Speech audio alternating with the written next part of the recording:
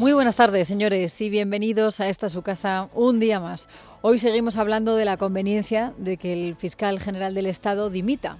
Es un debate, porque hay poco debate, ¿no? Pero bueno, sobre todo porque cada minuto que pasa, y una vez la Sala de Apelaciones del Supremo ha ratificado su procesamiento, pues la erosión de las instituciones españolas se hace más patente. Y la situación es tan surrealista y sobre todo tan bochornosa que si por algo va a pasar también a la historia Pedro Sánchez, nuestro presidente del Gobierno, es por alargar esta situación sin precedentes en la historia de la democracia española, en la que el fiscal general, el que persigue los delitos, está al borde del banquillo por supuestamente delinquir, por revelación de secretos.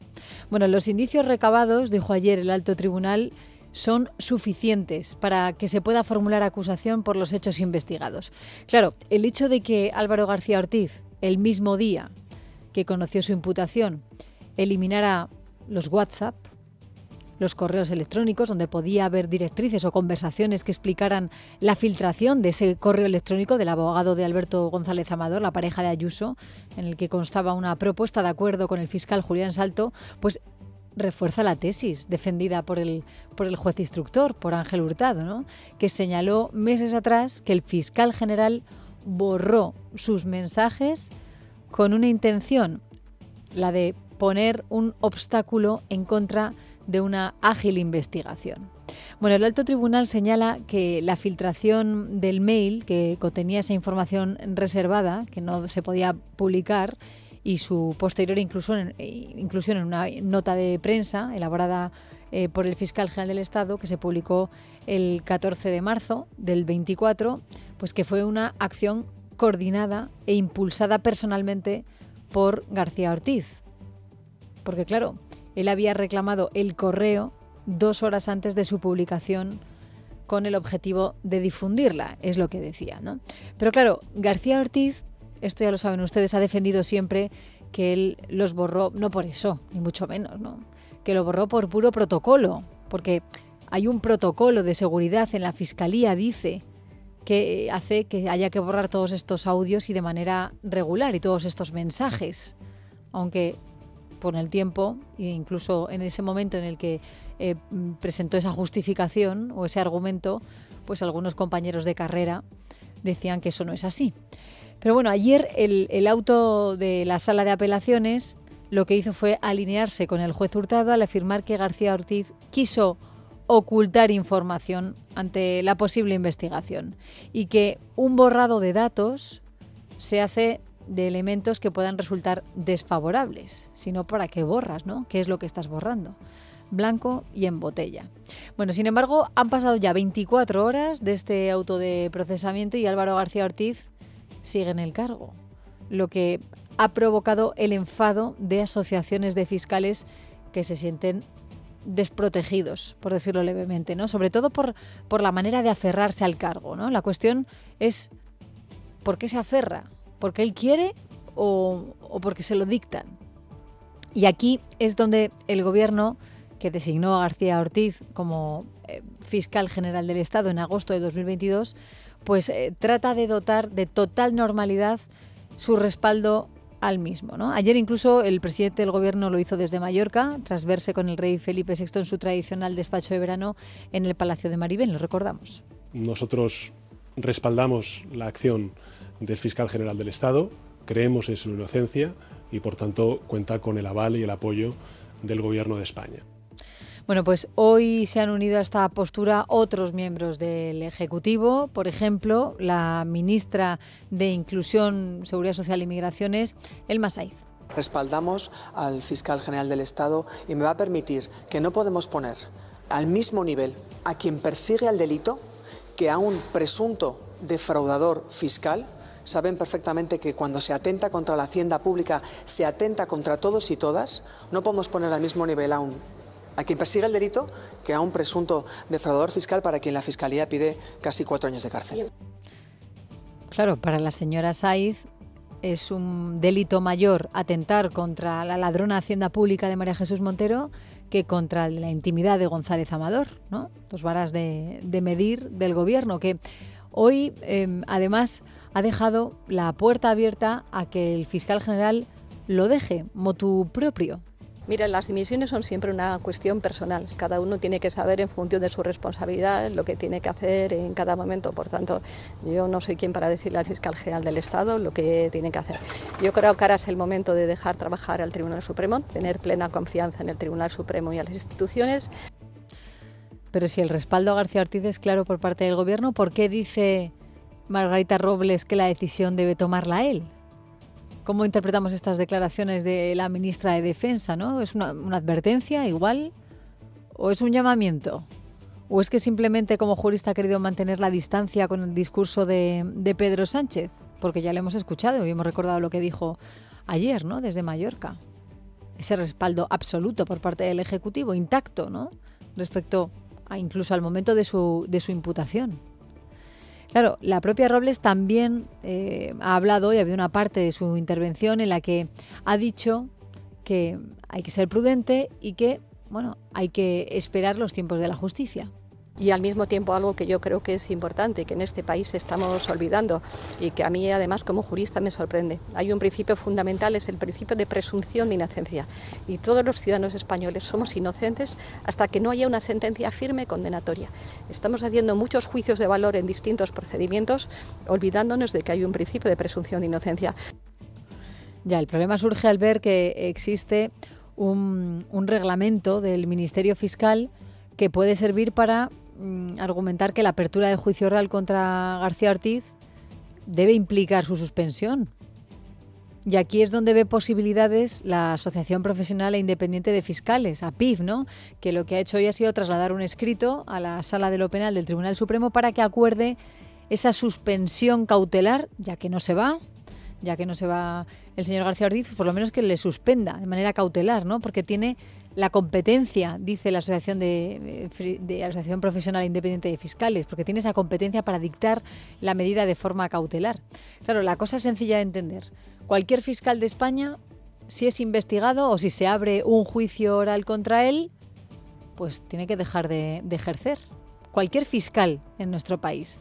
Así que claro, lo que dice esta asociación es: el fiscal general del Estado tiene que aplicarse él mismo esta solución que pone a disposición el ordenamiento jurídico y que se aplica para el resto de compañeros, para el resto de fiscales, que den un paso atrás, que dimitan. ¿Por qué no lo hace? ¿No? Si hay un reglamento que así lo dice.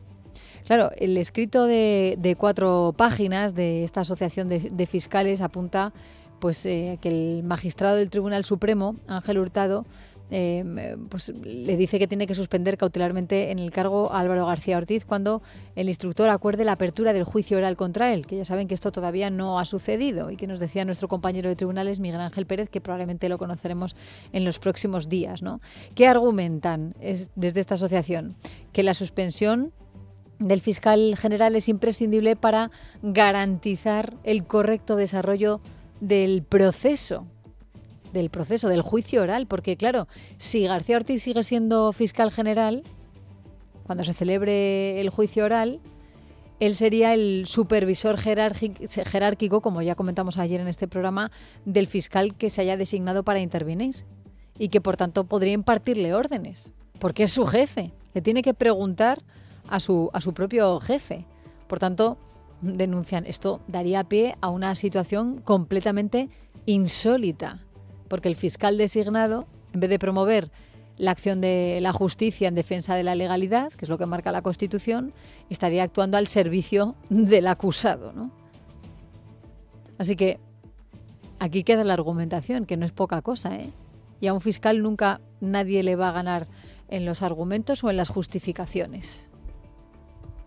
Bueno, el presidente de la Asociación Profesional e Independiente de Fiscales, que se llama Miguel Pallares, ha dicho hoy en una entrevista en Onda Cero que ellos ya desde el minuto 1 que García Ortiz estuvo como investigado ya exigieron su dimisión, y ahora que está a punto de sentarse en el banquillo, pues mucho más, porque dice que la situación es completamente insostenible. No entiende que se aferre al cargo o que le estén haciendo aferrarse al mismo. ¿Qué problema hay en que el fiscal general del Estado, en estas circunstancias, como le he explicado, dimitiera? ¿Qué problema, qué consecuencia habría perversa para el Ministerio Fiscal como institución? Es decir, no habría absolutamente ningún problema. El problema nos lo está planteando justo al contrario. Es decir, no habría ningún problema en que el fiscal general del Estado dimitiera, se celebrará el juicio y si finalmente es absuelto, pues es absuelto. Pero lo que está arrastrando es a toda la institución a una situación procesal que no está prevista en el ordenamiento jurídico y que además está causando una erosión. Claro, una situación procesal inédita, insólita, como les decíamos antes, y que encima les afecta a ellos para mal, ¿no? Esta erosión. Decía que al final da igual, hablaba antes Margarita Robles de la presunción de inocencia, ¿no? Explicaba el señor Pallares que da igual que al final el fiscal general del Estado sea absuelto, imagínense, ¿no? Recordemos que además la izquierda cree que esto todo es una operación judicial, esto es una persecución de lawfare y que cuando él en realidad, bueno, borró todos los mensajes de su móvil como si fuera un buen hacker, ¿no? Bueno, aunque sea absuelto, insisten desde la Asociación Profesional e Independiente de Fiscales, el problema es su imputación, su procesamiento. O sea, que ya da igual cómo acabe todo esto, ¿no? Pero ya sabemos que al Ejecutivo le da absolutamente igual. Y hoy, bueno, pues lo ha querido denunciar también públicamente el Partido Popular. Ha sido su vicesecretario de Política Autonómica, Elías Bendodo, quien ha dicho hoy que no sabrá el fiscal general del Estado para que el presidente, o sea, que no entiende cómo el presidente de gobierno no pide su dimisión, que algo habrá detrás de ello. O sea, ¿qué no sabrá Pedro Sánchez para que no lo haga dimitir a pesar de ese procesamiento? Por primera vez en su historia, y tener a un fiscal general del Estado sentado en el banquillo. Eso no es un tema menor. Y por primera vez en la historia, el presidente del gobierno apuntala, apoya a ese fiscal general del Estado procesado. Sin duda, el fiscal general del Estado, por el bien de la carrera fiscal, fundamentalmente, y por el bien de la democracia, debe dimitir ipso facto. Bueno, este no es el único asunto del que ha querido hablar hoy el señor Elías Bendodo, que hace un mes ya advirtió de que a lo mejor estamos con el caso Koldo frente al mayor caso de corrupción de nuestro país. Por el contenido de los audios que vamos conociendo diariamente y que demuestran esa amplia red de relaciones entre empresas, políticos, contratos por medio, mordidas, favores, amenazas a nivel nacional y a nivel regional, como estamos viendo también en Navarra, y que veremos si llega la financiación de un partido socialista que ha perdido toda la credibilidad, o lo que le quedaba de ella. Pues a mí me ha parecido interesante el enfoque dado por Bendodo para hablar de que la legislatura está acabada. Sánchez no puede gobernar ni gobierna. Sánchez resiste. Y no puede gobernar porque no tiene tiempo para gobernar. Tiene que defender a su partido, a su gobierno y a su entorno familiar de todos los casos de corrupción que le acechan y le rodean. Que no le dejan trabajar, ¿no? Que está realmente ocupado con lo que está ocurriendo en los tribunales y que le afecta prácticamente a él y sobre todo a su entorno, ¿no? Hay algunas novedades en torno al caso Koldo, Ábalos, Cerdán, PSOE, llámenlo como quieran, porque el juez del Tribunal Supremo, Leopoldo Puente, el encargado de la instrucción de todo este caso, hoy ha decidido prolongar la investigación durante al menos 6 meses más. Y lo hace, tal y como ha explicado hoy en un auto esta mañana, porque aún queda pendiente el análisis de la policía de gran cantidad de material incautado a todos los investigados durante los registros y las escuchas telefónicas. Es que, claro, no dan abasto.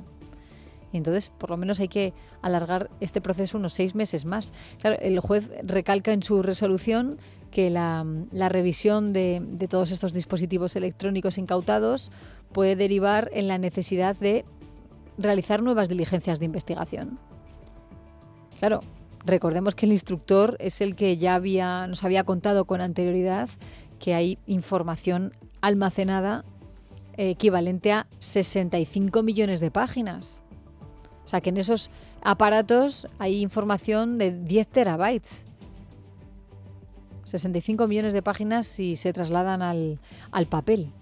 Por tanto, hay que analizarlo todo y ver oye, si se abren nuevas diligencias de investigación por los mismos, ¿no? Hay una advertencia también, porque el magistrado pone de relieve que los resultados de las testificales y de las periciales que han efectuado hace poco, y que incluidas las de varios empresarios que están presuntamente implicados en la trama, también podrían motivar la práctica de nuevas diligencias. Así que no solamente los audios, ¿no? Y le falta un punto más interesante. Tiene que examinar todos los expedientes administrativos y tiene que ir recopilándolos, los que ha ido recibiendo, sobre procesos de licitación, sobre adjudicación de obras públicas. En los últimos días, de hecho, ha recibido documentación que llega de la Hacienda Foral de Navarra, bastante jugosa, ¿no? Y que incluye información fiscal sobre el exsecretario de Organización del Partido Socialista, Santos Cerdán, hoy en prisión, sobre la empresa Servinavar, de la que era partícipe, y donde, además, se apunta también a la hermana de Santos Cerdán, María Belén Cerdán León, que habría cobrado 22.000 euros durante los primeros meses de la pandemia por realizar una serie de trabajos para esta empresa de Servinavar, la empresa de Joseba Antón Alonso, ¿no? Y además los cobró supuestamente cuando ya era concejal del Partido Socialista. Hoy lo es, lo sigue siendo, en el municipio navarro de Milagro. Pero ya estaba trabajando para esta empresa. Bastante casualidad, Una empresa que, recordemos, también pagó más de 650.000 euros a una cooperativa, dice la UCO, de la que era socio Koldo García. Y vamos cerrando el círculo. Bueno, en ese sentido, por el capítulo que les acabo de contar, que hemos conocido en las últimas horas sobre la propia hermana de Santos Cerdán, hoy el Partido Popular de Navarra ha dicho que va a llamar a comparecer a la misma, a María Belén Cerdán León.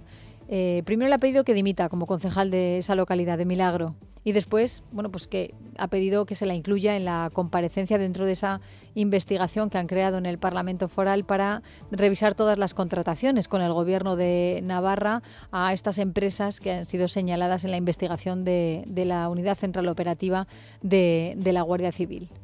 Claro, piden la comparecencia de la hermana de Cerdán por el supuesto cobro de comisiones de Servinavar, que debe dar, además, explicaciones. Esto es lo que ha dicho hoy el presidente de los Populares de Navarra, Javier García. Queremos saber quién adjudicó, por qué se adjudicó, cuánto costó, a quién se adjudicó y, evidentemente, qué pasó de manera posterior. Bueno, no sabemos si esta información que vincula la trama incluso con la propia familia de Santos Cerdán es la que ha hecho que la defensa del exsecretario de Organización del PSOE haya recurrido al Tribunal Constitucional para que ordene la puesta en libertad inmediata de Cerdán, que lo hemos conocido hace pocas horas. Es una petición de amparo que llega después de que el Tribunal Supremo haya rechazado la excarcelación decretada por el juez del caso por Leopoldo Puente. Lo que dicen los abogados de Cerdán es que el Tribunal Supremo ha vulnerado los derechos fundamentales de Cerdán en los que tiene que ver con la libertad, la integridad moral, a no declararse culpable y a la defensa. Todo esto, ahí es nada, Y no entienden que para decretar la prisión provisional, ya saben, tanto en la resolución de Puente como en el auto de confirmación de la Sala de lo Penal, pues no entienden que se hablara de destrucción de pruebas, de manipulación de las mismas o incluso de manipulación en los testimonios de otros posibles actores de la trama de cobros ilegales a cambio de obra pública. Es decir, el riesgo que entrañaba que Santos Cerdán quedara en libertad. Bueno, dicen sus abogados que esto no lo entienden, que no lo entienden. Es más, y esto es textual, leo, dicen que adolecen de una falta de motivación y concreción palmaria, ya que no hace ninguna referencia concreta sobre qué prueba se pretende preservar, ni aún menos se relaciona con una posibilidad real que el señor Cerdán pueda alterarla o destruirla. Bien.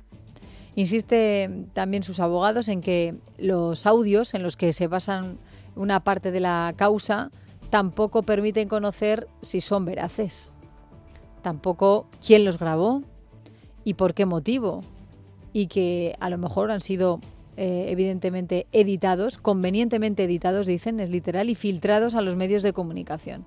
Y que Cerdán, tras escucharlos, no se reconoce en ellos. Así que la unidad investigadora, dicen sus abogados, no ha aportado ni un solo dato que confirme esta supuesta jerarquía del señor Cerdán en el supuesto entramado criminal.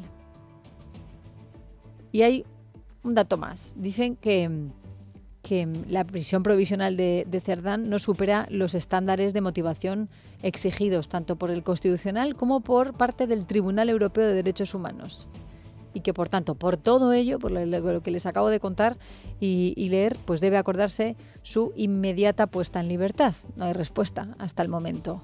Claro, hoy se cumple justo un mes de su ingreso en la cárcel de Soto del Real, en Madrid, donde está yendo al gimnasio, donde está haciendo sus pesas, lo hemos visto en algunas fotografías ante los medios de comunicación, lo que por cierto ha motivado que haya un especial recelo dentro de esa prisión, publican algunos medios en el día de hoy, porque no quieren que nadie acceda, nadie autorizado, ningún funcionario incluso, acceda al módulo 13, que es donde está el exsecretario de Organización del Partido Socialista, para que no se puedan sacar estas imágenes, ¿no?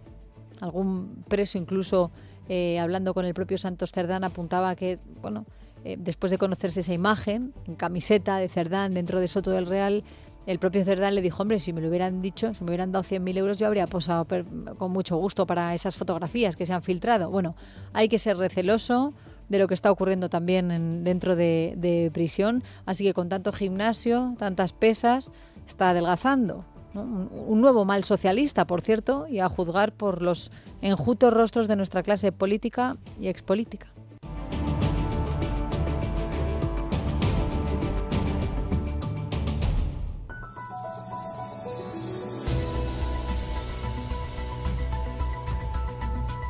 Pues ya son las 4:23, una hora menos en las Islas Canarias. Vamos a contarles otras noticias interesantes del panorama informativo de este miércoles 30 de julio. Esther Nieto, ¿qué tal? Muy buenas tardes. Buenas tardes, Leticia, ¿qué tal? Pues lo primero es actualizar los datos del terremoto de 8,8 grados que esta madrugada ha sacudido a la península rusa de Kamchatka y que ha puesto en alerta prácticamente a todo el Océano Pacífico por riesgo de tsunami. Los servicios de emergencia rusos han registrado olas de 3-4 metros de altura en las costas del sureste de esta península rusa, y se trata del octavo seísmo de mayor magnitud registrado en todo el mundo. Sin embargo, a esta hora la situación es estable, no hay que lamentar apenas daños personales o materiales, y a lo largo de la mañana varios países han ido rebajando las alertas. Es el caso de Hawái, donde los evacuados ya pueden ir regresando a sus casas con precaución, China, Japón o Rusia. Aún así, la situación de emergencia se mantiene y las autoridades continúan pidiendo a la población que sean cautos y sigan las recomendaciones, sobre todo después de que se haya registrado una nueva réplica de magnitud 6,2 en la península rusa. Y en la crónica de tribunales acabamos de conocer que el Tribunal Supremo ha archivado las querellas y denuncias interpuestas por distintas asociaciones contra el presidente del Gobierno, Pedro Sánchez, y 6 ministros por su supuesta inactividad ante la DANA, al considerar que los hechos no son constitutivos de delito, aunque eso sí, el alto tribunal deja la puerta abierta a una posible investigación si el juzgado de Catarroja, que lleva el caso principal, encuentra indicios sólidos. Y seguimos con el tema de la DANA en la crónica de tribunales, porque Nuria Ruiz, la jueza de Catarroja que instruye la causa penal sobre la DANA de Valencia, ha tachado de erróneo el informe que elaboró la Guardia Civil sobre la catástrofe del 29 de octubre. A su juicio, el contenido del escrito es claramente incompleto, dice, y no se ciñe a lo que se había acordado con la justicia. Así se ha pronunciado la magistrada en un auto en el que rechaza la declaración como investigado de Miguel Polo, presidente de la Confederación Hidrográfica del Júcar. De esta forma, Ruiz desestima la petición presentada por la asociación Liberum, que pidió citar a Polo basándose en el escrito de la Guardia Civil. Emma Sebastián. Dicho informe señala a la Confederación Hidrográfica del Júcar por tardar varias horas en avisar de la crecida del Barranco del Pollo. Sin embargo, la magistrada Nuria Ruiz Tobarra afirma en un auto que el documento aportado por la Benemérita es claramente incompleto. Así, la magistrada desecha la imputación del presidente de la CHJ, Miguel Polo. La jueza de la DANA afirma que el escrito presentado se olvida de forma manifiesta la importancia de los medios de comunicación en el conocimiento de la situación y evolución de la emergencia. Gracias, Emma. Y mientras tanto, hoy el líder del PP, Alberto Núñez Feijóo, se ha reunido esta mañana en Génova con víctimas de la Asociación de Damnificados Hortasud y con la Asociación SOS Desaparecidos. Los encuentros se han producido pocas semanas después de que las asociaciones los solicitaran a principios del presente mes de julio, y a su llegada, Joaquín Amils y Cristian Lesaec, presidentes de ambas organizaciones, han comunicado así a los medios lo que le iban a transmitir a Feijóo. Nosotros siempre estamos a disposición de quien nos llama. Lástima que cuando estuvo Sánchez reunió a todos menos a sus desaparecidos. Nosotros no venimos con la intención de reprochar, vamos con la intención de pedir ayuda. Vamos a hablar evidentemente de las desavenencias o problemas que tenemos de comunicación con la Generalitat Valenciana, y sobre todo lo más importante para nosotros es que haya colaboración entre los dos gobiernos, el autonómico y el nacional. Es la primera vez que Feijóo se reúne con las víctimas y lo hace al día siguiente de la 9ª manifestación que se produjo ayer en Catarroja bajo el lema Mazón dimisión. Además de estas protestas, en paralelo, varias asociaciones han señalado las dificultades para reunirse directamente con Mazón. Exigían principalmente que los encuentros fueran en la zona cero de la Riada y contaran con presencia de prensa. Así se lo han transmitido también a Feijóo, pero Mazón, por su parte, ha reiterado que él tiene las puertas abiertas. Yo lo que le tengo que decir es que las puertas están abiertas siempre para las víctimas, que yo les llamé personalmente, a todos y a cada uno de ellos, y que seguimos recibiendo a las víctimas todos los días. Insisto que con la primera que se va a reunir el presidente Feijóo es con la primera con la que me reuní yo, que es con SOS Desaparecidos. Y ayer les contamos que la Fiscalía Anticorrupción ha abierto diligencia de investigación para determinar si el delegado del Gobierno para la reconstrucción de la Dana, José María Ángel Batalla, ha falsificado su currículum para ser funcionario en la Diputación de Valencia. El expediente de la Agencia Antifraude incluye hasta 4 versiones distintas de su currículum, en las que figura una diplomatura en archivística y biblioteconomía que ni siquiera existía en 1985. Si ayer vimos cómo el Gobierno se mostraba cauto y evitaba defenderle en la rueda de prensa posterior al Consejo de Ministros, pues hoy en la misma línea la ministra de Defensa, Margarita Robles, ha dicho esto. Desde luego, hasta que no haya un tribunal que diga que se ha falsificado, a mí no me consta. Por tanto, nos tenemos que acostumbrar todos a no hacer declaraciones que pueden tener una relevancia desde el punto de vista político, pero no desde el punto de vista penal. Y desde el punto de vista penal, hasta que no haya un tribunal que lo diga, yo no acepto la culpabilidad de nadie. Y con toda la polémica que está habiendo con los políticos que engordan sus currículums, pues sepan que la Junta de Andalucía ha iniciado el proceso para despedir a 23 empleados que llevan 14 años trabajando en el Servicio Andaluz de Empleo sin tener la titulación requerida para sus puestos, después de ser presuntamente enchufados durante los gobiernos socialistas del PSOE a través de la extinta Fundación Andaluza Fondo de Formación y Empleo. Y cambiamos de asunto porque hoy se han reunido en Toledo, en el Palacio de Fuensalida, el presidente de Castilla-La Mancha, Emiliano García Paje, y el presidente de Canarias, Fernando Clavijo. Ambos han firmado un acuerdo de colaboración para la difusión de infraestructura de datos y metadatos estadísticos, pero al margen del oficial, el encuentro también ha servido para hablar de la financiación singular que el Gobierno prepara para Cataluña. Financiación que no convence al resto de autonomías, entre las que se encuentra pues Castilla-La Mancha y Canarias, así que tanto Clavijo como Paje, al término de la reunión, han mostrado su unión en este sentido. No se puede permitir ni romper el equilibrio, ni romper la caja común, ni desde luego acuerdos bilaterales Estado de una comunidad autónoma que dejen al resto de las comunidades fuera de juego. Ojalá que no avance y no pase de la retórica inflamada simple y llanamente para irle ganando tiempo o para ir achicando aguas en lo que se ha convertido también la legislatura, en un permanente achique de aguas. Pero con esto no se va a jugar y no lo vamos a admitir. No convencen, sin embargo, las críticas del socialista Emiliano García Paje al Gobierno por su modelo de financiación singular para Cataluña. Hoy ha pasado por los micrófonos de La Mañana de Federico el presidente del PP de Castilla-La Mancha, Paco Núñez, que asegura que Paje solo se muestra valiente ante los micrófonos. Javier López. Así lo ha manifestado aquí en Es Radio, donde ha criticado la hipocresía del presidente de Castilla-La Mancha, asegurando que tiene el poder de acabar con la legislatura, pero no lo hace porque es un cobarde a la hora de votar contra Sánchez. Paje tiene en su mano el mando a distancia de la legislatura y puede apagar la legislatura cuando quiera. Paje puede acabar con Sánchez cuando quiera, porque Paje puede apagar a Sánchez cuando quiera. Emiliano lo tiene en su mano. Es así de sencillo. También ha explicado que la estrategia de Paje es enfrentarse a Sánchez para reforzar su poder en Castilla-La Mancha, catalogándolo de ser una persona cínica. Paje cree que tratando de enfrentarse a Pedro Sánchez en los medios de comunicación, gana el crédito suficiente entre el electorado de Castilla-La Mancha para seguir engañándoles. Y yo digo hoy claramente, Paje no puede seguir engañando a los castellano-manchegos como lo lleva haciendo 10 años. Paje es un cínico. Para Núñez, su partido tiene la obligación de desenmascarar a Paje porque lo considera un bombero pirómano, es decir, alguien que crea un problema para que luego sea él quien lo solucione. Y terminamos contándoles la situación de los incendios forestales que afectan a varias comunidades autónomas. Las situaciones más preocupantes se concentran en Ávila y Cáceres. El municipio del Arenal permanece confinado por el avance del fuego en la Sierra de Gredos, mientras que en Las Urdes unas 200 personas han tenido que ser desalojadas de distintas alquerías ante la amenaza de las llamas. A esto se suma la intervención de la UME, corte de carreteras y numerosos medios desplegados por tierra y aire en varios focos activos del país. Les iremos actualizando la evolución de los fuegos, pero la actuación de los efectivos de emergencias, incluyendo bomberos, protección civil y demás cuerpos intervinientes, está siendo ejemplar, así que Abel Bautista, que es el consejero de Presidencia, Interior y Diálogo Social de Extremadura, ha querido destacarlo así. Y también agradezco la colaboración de todas las administraciones, desde la local hasta la nacional, por su puesta a disposición, por la coordinación, por la colaboración más absoluta, y eso es con lo que nos tenemos que quedar también, con que cuando vienen mal dadas, cuando hay un incendio tan importante de una dimensión tan alta como esta, con 200 evacuados y no sabemos si habrá más evacuados, somos capaces de ponernos de acuerdo, somos capaces de trabajar conjuntamente.